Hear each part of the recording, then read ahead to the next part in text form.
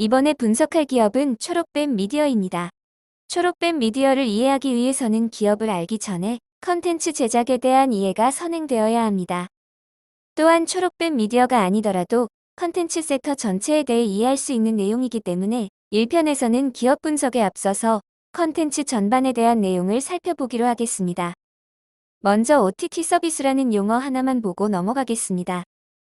OTT, 오버 더 탑 서비스. 인터넷으로 영화, 드라마 등 각종 영상을 제공하는 서비스를 일컫는다. 대표적인 OTT 업체로는 넷플릭스, 유튜브 등이 있다. 인터넷을 통해 영화, 드라마, TV 방송 등 각종 영상을 제공하는 서비스를 말한다. 본래 TV에 연결하는 셋톱박스로 영상 콘텐츠를 제공하는 서비스를 일컬었으나 현재는 플랫폼에 상관없이 인터넷으로 영상을 제공하는 모든 서비스를 지칭한다. 대표적인 OTT 업체는 미국의 넷플릭스, 유튜브, 구글 TV를 비롯해 국내의 웨이브, 티빙, 왓챠플레이 등이 있다. 케이블 TV 등 유료 방송 사업자들도 OTT 서비스를 제공하고 있는데 TV에 해당 단말기를 연결하면 지상파, 케이블, 종합 편성 채널과 주문형 비디오를 비롯해 유튜브, 넷플릭스 콘텐츠를 시청할 수 있다.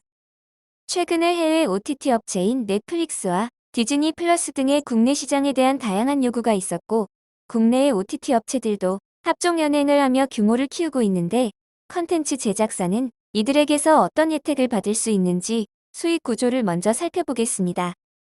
컨텐츠 제작사 수익 모델은 크게 세 가지로 나눠봤는데 1. 한국 방송사의 외주 제작 2. 글로벌 OTT 외주 제작 3. IPTV 및 캡티브 채널 보유 제작사로 나눠서 외주 조건을 살펴보겠습니다. 캡티브의 의미는 일반적으로는 소비자가 특정 제품을 구매 시 자신이 선택할 수 있는 공급자의 수가 매우 제한되어 정해진 소수의 공급업자로부터 구입하거나 아니면 구입을 포기해야 되는 시장을 의미하며 방송에서는 특정 채널에만 납품할 수 있는 구조로 생각하시면 됩니다. 먼저 한국 방송사에서 받는 외주 제작은 방송 제작 원가의 70에서 80%는 해당 방송사로부터 방영권료 수익을 받게 되고 나머지는 협찬이나 PPL 광고 등을 통해서 부가 수익을 창출할 수 있습니다. 또한 이 경우 IP의 소유권은 대부분 방송사에 귀속됩니다. 현재 우리 제작사들이 주로 하는 방식이며 단점은 드라마 작품당 수익률이 낮으며 심지어 제작사가 적자를 볼 수도 있는 구조를 가지고 있습니다. 한마디로 영세한 업체들이 일을 안 할 수는 없고 겨우 먹고 사는 구조로 이해할 수 있습니다.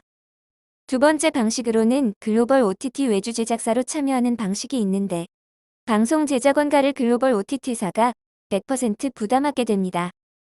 제작사는 원가 부담이 없이 안정적인 제작이 가능하며 일정 수익을 보장받게 됩니다. 거기에 더해 글로벌 인지도가 상승해서 추가 수주에 유리하게 되고 제작 역량이 커지게 됩니다. 유일한 단점 하나는 방송에 대한 IP가 글로벌 OTT 업체에 귀속됨으로써 추가 수익에 대한 기대를 할 수 없다는 정도가 있습니다. 마지막으로 IPTV와 캡티브 채널을 보유한 업체의 제작사로 참여하는 방법인데 제작비 전액을 제작사가 투자한 후 드라마를 방영하면서 회수하는 구조를 가지고 있습니다. 제작 원가의 50에서 70%는 방영 권료로 충당하고 10에서 20%는 협찬과 PPL, 나머지는 국내외에 판권을 판매하는 자금으로 회수하는 방식을 사용합니다. 이 경우 일반 드라마는 5에서 10% 정도의 매출이익을 기대할 수 있으며 글로벌 대형 드라마의 경우는 20에서 30%까지 매출이익을 기대할 수 있습니다. IP의 경우는 계약 조건에 따라 다르겠지만 일반적으로 제작사는 IP를 보유하게 되어 부가 수익을 창출할 수 있는 장점이 있습니다.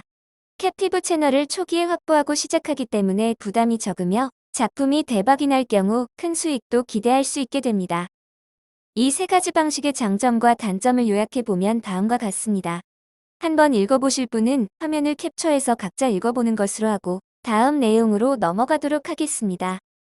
현재 해외와 국내 OTT 업체는 계속해서 증가하는 추세인데 글로벌 플랫폼의 대표주 자격인 넷플릭스는 우리나라에 투자를 늘리고 있으며 디즈니 플러스도 올해인 21년 하반기 국내에 진출할 예정입니다.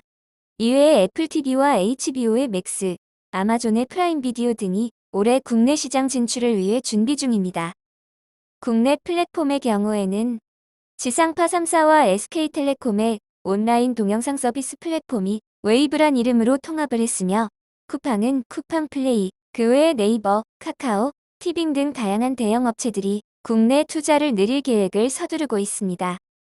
향후 이들 플랫폼의 투자 계획을 보면 넷플릭스는 올 한 해 우리나라 컨텐츠에 5,500억 투자 계획을 발표했으며 국내 OTT 업체들도 약 6천억 원의 투자 계획을 가지고 있어서 올 한 해에만 1조가 넘는 시장이 형성될 것으로 예상됩니다.